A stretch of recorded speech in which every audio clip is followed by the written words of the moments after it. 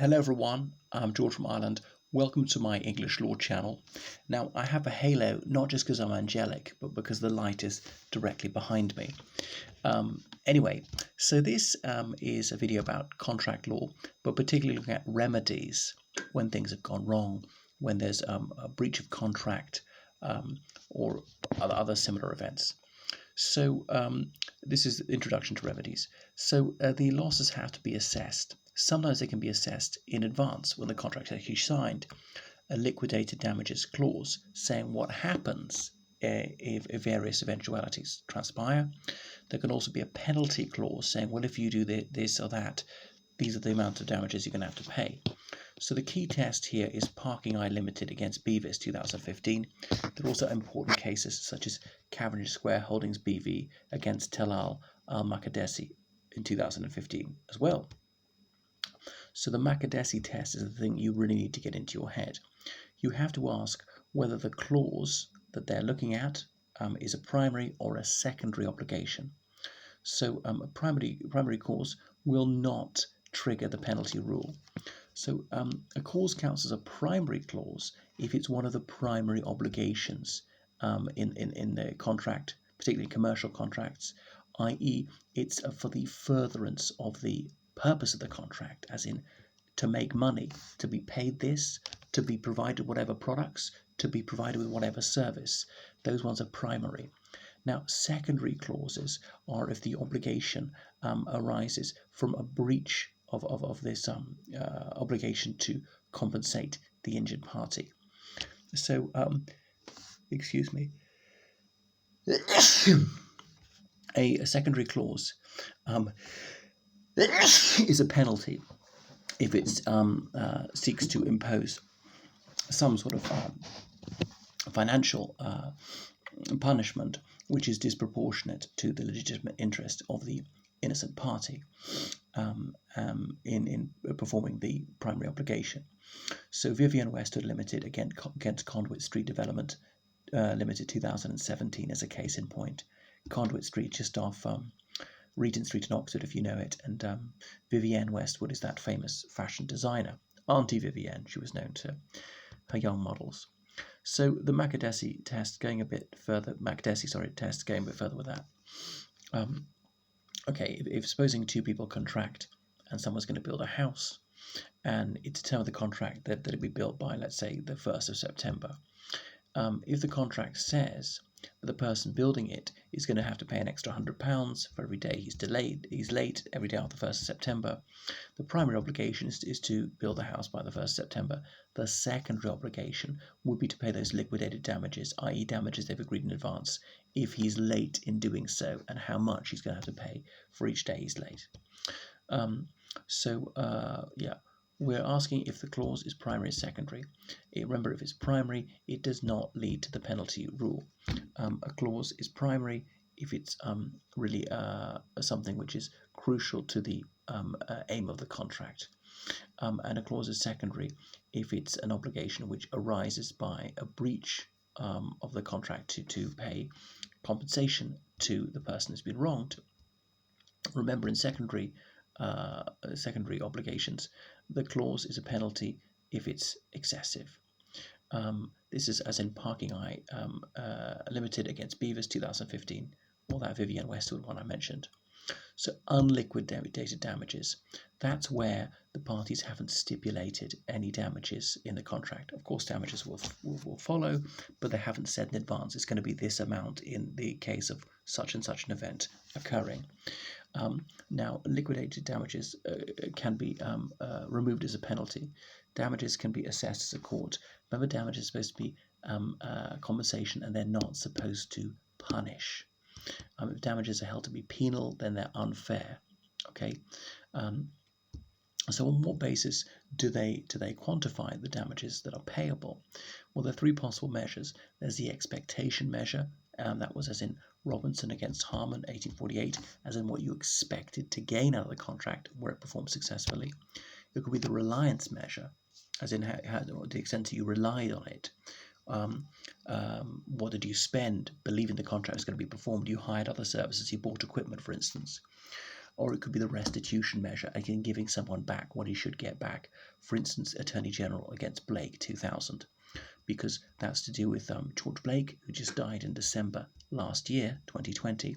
So George Blake was a Dutch-British national who joined MI6, that's the British Secret Service. He was posted abroad to Korea, to West Germany, and so on. But anyway, he turned traitor. He became a mole within British intelligence, providing secrets to the Soviet Union, identifying spies in the Soviet Union who were helping the United Kingdom and her allies. These people were caught, were executed. So Blake had obviously signed the official Secrets Act as soon as he was recruited by the Secret Intelligence Service. He's eventually jailed, eventually escaped and fled to Russia, where he lived out the rest of his days.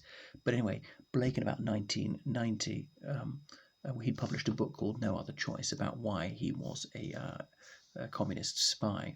But anyway, it was held it would be unconscionable to permit him to profit from his treason, because he was in breach of this cardinal clause of his employment contract, the Official Secrets Act. You can go to prison just for simply for breaking that, even if no harm comes of that. And so it would be wrong to allow him this unjust enrichment. So anyway, the profits from that all went back to the crown, because he breached his trust, the trust of the crown. Okay, so the expectation interest, well, what is the position there? So the injured party ought to be placed in the same position that he would have been if the contract had been performed. That's what Park, the judge, said in Robertson against Harman, 1848. So compensation here is a core principle. There are various cases about it. Golden Strait Corporation against Nippon Yusen, Kubishika, the Golden Victory, that's 2007, or indeed Plantations Holdings FZ LLC against Dubai Islamic Bank, PJSC, in 2017. So there are three different mechanisms you can use to calculate what the expectation interest is. Number one, the difference in value. Number two, the cost of cure. Or number three, loss of immunity. So number one, difference in value is how much higher is what you should have got than what you actually got. Let's bring you up from where you are now to what you should have got. Or it could be the cost of cure, and they've caused you a loss of £1 million. Well, it'll cost £1 million to put that right. Okay, or it could be loss of immunity. You weren't going to make a profit. It wasn't about profit. It was about a holiday. It was about having a tasty meal. It was about having something that actually works. So for your stress and discomfort and the fact that you lost out on all this pleasure, that can be it. Okay, so expectation interest. Supposing somebody is selling, let me see, a book to a publishing house to make £100,000, but they spent £20,000 on whatever it was on writing this book. Anyway, so if the person then breaks the contract to publish the book, then you have to give them what the profit that they expected they would get, something like that. Okay, so we go on to cost of cure. So if you do some work which is really substandard, is not successful, not providing the service you're supposed to provide, as in Ruxley Electronics against Forsyth, 1995. In this case, the contract was something like £18,000, but the cost of setting it right for this bad work was £21,000. So the injured party got £21,000 compensation plus money for loss of immunity. That was £2,500, as in for the distress, for the fact that they didn't have the pleasure, the convenience that they should have had. Okay, so what's the test which comes from the Ruxley case? You can only get money for the cost of cure for defective works if it was reasonable to give such damages. So the cost of cure isn't disproportionate to the benefit which is gained by remedying the defect.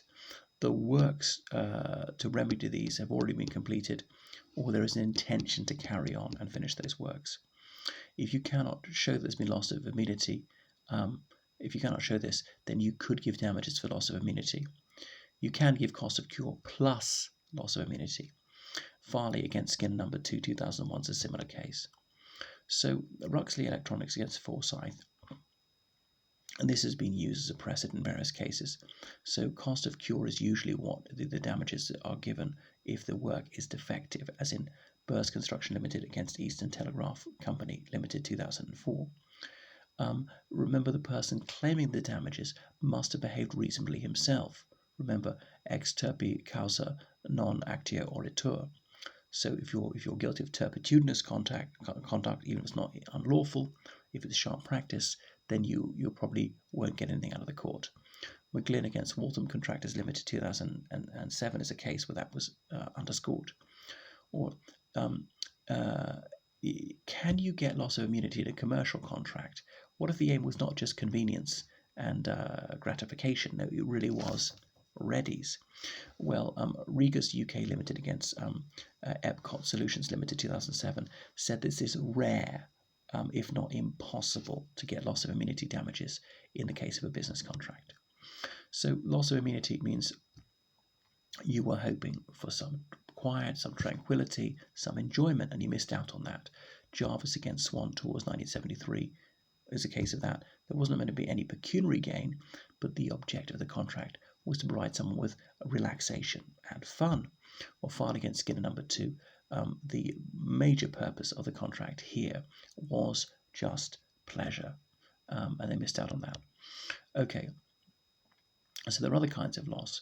You usually can't get damages for mental distress. There's Addison against Gramophone Company Limited 1909, or Johnson against Unisys Limited 2001. I said usually. There are cases when you can, but you'd have to have a very strong argument. The assumption is not. So your reputation could be damaged. There was Malik against Bank of Commerce and Credit International 1997. So BCCI, it was founded by a Pakistani chap way back in the 50s. It was huge, but then it collapsed because of lots of their fraudulent dealings. It collapsed in the early 90s. So Malik had worked for them in good faith. He'd never put a foot wrong, but nevertheless, because he worked for BCCI, that was a black mark against his name, and very difficult to find employment in the banking sector. Say, we don't want you dodgy guys, you work for BCCI. So that was a case of expectation loss. He expected to be able to go on and have a successful career in banking, and they ruined it for him. Okay, you can get damages for the loss of a chance. For instance, Chaplin against Hicks 1991. Again, that's expectation loss. Because supposing you paid for something to have a chance to win whatever it was, we weren't guaranteed you'd make anything out of it, but if you lost your chance to win, then that's unfair. I don't know, supposing it was like a lottery or something like that. You bought your lottery ticket. You've only got 1 in a million chance to win. But if somehow that they've breached the contract such as it's absolutely impossible to win, you've missed out on your chance. So you can get something for your chance. Or it could be you're trying to salvage a ship. Now, we can't guarantee that you would be able to salvage it successfully. And even if you did salvage it, you might not be able to make any profit out of selling the things. If you sell the stuff, it might be less than you spent on salvaging the ship.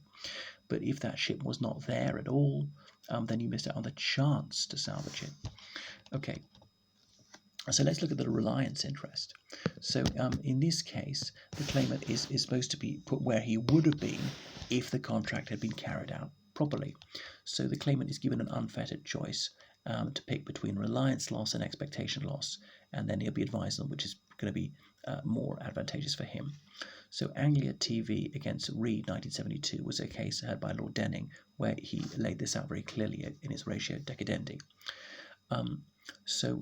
Answers loss, where reliance interest, it deals with loss where expectation damages are really just surmising. If it's just guesswork, then that's not going to work. We'd go for reliance loss, as in McRae against Commonwealth Disposals 1951. You can get some pre-contractual expenses. Anglia TV against Reed 1972 laid this down as well. So reliance interest, it doesn't overcome your contractual expectation. Reliance interest is a type of expectation, as in to the extent that you relied on the contract, you spent money on preparing for it, buying things, hiring services, that kind of thing. You said no to another lucrative opportunity because you're giving your time towards this contract. Ombak Maritime Limited against Momola Challenger Shipping Company Limited. The Momola Challenger 2010 is a case that makes that crystal clear. So you can't use reliance interest to get out of a foolish deal. If it was your unwisdom to sign a disadvantageous deal, you can't say, well, I'm going to get reliance interest. It said, no, that is your stupid fault. C&P haulage against Middleton 1983 laid this down.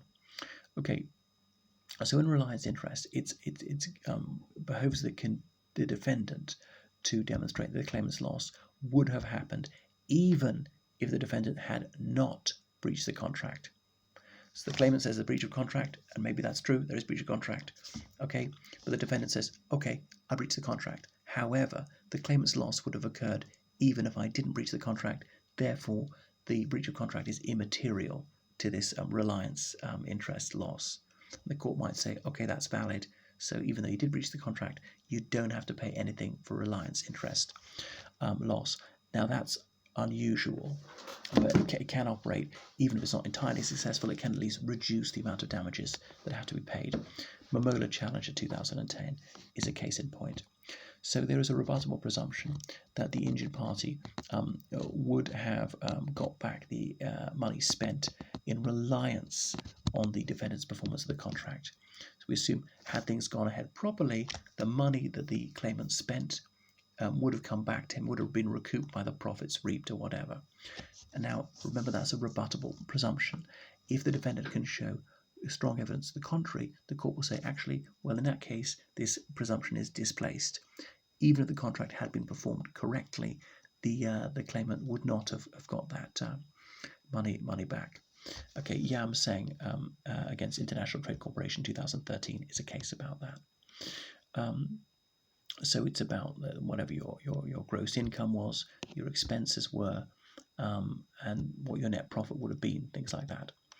So, okay, let's look at restitution. I mentioned Attorney General against Blake in 2000. George Blake, deceased, as I say, he broke a absolutely fundamental condition of his contract of employment in MI6, that's the British Secret Service, by betraying the United Kingdom and revealing all these secrets to the United Kingdom's enemy in this undeclared Cold War by sending British agents to their deaths on dozens of occasions. So therefore, it would be repugnant to the law to permit such a man to retain profits he had made by breaking his solemn oath. So there was an account of profit. He had to be deprived of these gains.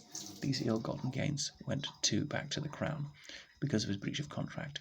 So you can get this only in extraordinary circumstances, because the usual remedies were thought to be insufficient to deal with treachery of such magnitude and severity. So it was held that the claimant, the Attorney General, had a legitimate interest in preventing the defendant's profit-making activity. That was decided by Lord Nichols. Obviously wasn't the Attorney General personally. He's the government's barrister. Has only been a he so far. Could be a she from now on. It was just the office of the Attorney General, and the money went to the Crown, which is just exchequer to be spent on anything. Okay, so on the application of Attorney General against Blake, Esso and Niad in 2001 went ahead, and that worked for the claimant, but again, that's very unusual. So sometimes the usual remedies are not thought to be adequate, as in AB Corporation against CD Co, the sine nomine, as in without name, it means in Latin, sine nomine. Experience Hendricks against PPX Enterprises. I don't know what's got that to do with the Jimi Hendrix, the 2003 case. WWF against WWF. I think that's the World Wrestling Federation, not the World Wildlife Fund with a panda. Okay, that's just a little bit about remedies, and I shall go further in remedies next time. Toodaloo.